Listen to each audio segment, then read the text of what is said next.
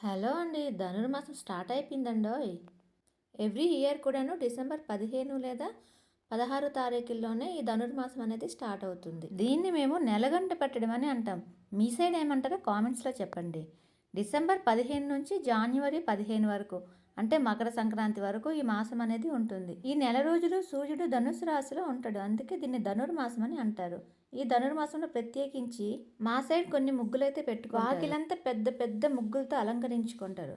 ప్రత్యేకించి వీటిని పండగ రోజులని కూడా అంటారు ఈ నెల రోజుల్ని. ఎందుకంటే ఈ నెల రోజుల్లోనే మనము హరిదాసుల్ని, గంగిరెద్దుల్ని, బుడబుక్కల వాళ్ళని, జంగమ స్వాముల్ని వీళ్ళందరినీ కూడా చూడొచ్చు. చూస్తున్నారా, ఇలాంటి ముగ్గులైతే ప్రత్యేకించి పెట్టుకుంటాం. ఫస్ట్ అది వేసింది శంఖు చక్రం, తర్వాత నిచ్చెన, ఇదైతే ఊయల, ఇప్పుడు వేస్తుంది ఏంటో కనిపెట్టారా, గుమ్మడికాయ. మనలో ఉన్న ఆర్టిస్టుల్ని బయటికి తీయచ్చు అనమాట. ఇదైతే ధనస్సులానే ఉందా? ఇప్పుడు ఒకటి వేస్తున్నాను, ఏదో కనిపెట్టండి ఒకసారి చూస్తా. గరుడ పక్షి ఇది. మీరు కూడా ఇలా స్పెషల్ ముగ్గులు ఏమైనా వేస్తారా? చిన్నప్పుడు మన అమ్మమ్మలు భలే వేసేవారు కదా. గుమ్మడికాయ డిజైన్ అయితే చాలా బాగా వేసేవారు, అసలు వెరైటీస్గా వేసేవారు. ధనుర్మాసంలో విశేషంగా విష్ణుమూర్తిని పూజిస్తారు. విష్ణుమూర్తిని ఆరాధిస్తే చాలా మంచిదంట. దానికోసం ప్రత్యేకించి ఏం చేసుకోవసరం లేదు. కొంచెం త్వరగా లేచి ఇంట్లో పూజ చేసుకోవడం. తులసి కోట ఉన్నవాళ్ళు తులసి కోట దగ్గర కూడాను మంచిగా పూజ చేసుకుంటారు. ఈ టైంలోనే న్యూస్ పేపర్లో డైలీ ఒక్కొక్క ముగ్గిస్తుంటారు.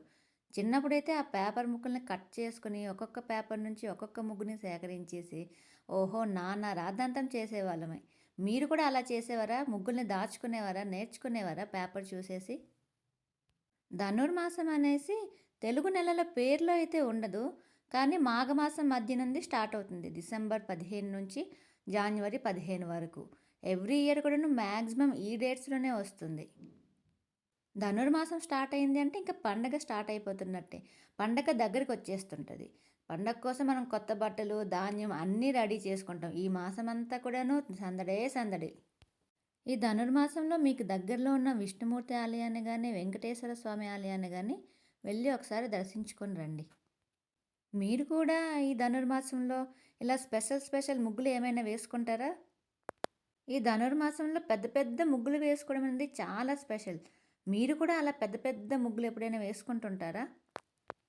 మరిన్ని పండగ స్పెషల్స్ని తెలుసుకోవడానికి మన ఛానల్ని, మన పేజ్ని సబ్స్క్రైబ్ చేసుకోండి, ఫాలో చేసుకోండి. మీ ఫ్రెండ్స్కి ఈ వీడియోని షేర్ చేయండి, లైక్ చేయండి, మీకు తెలిసిన విషయాల్ని కామెంట్ చేయండి. థ్యాంక్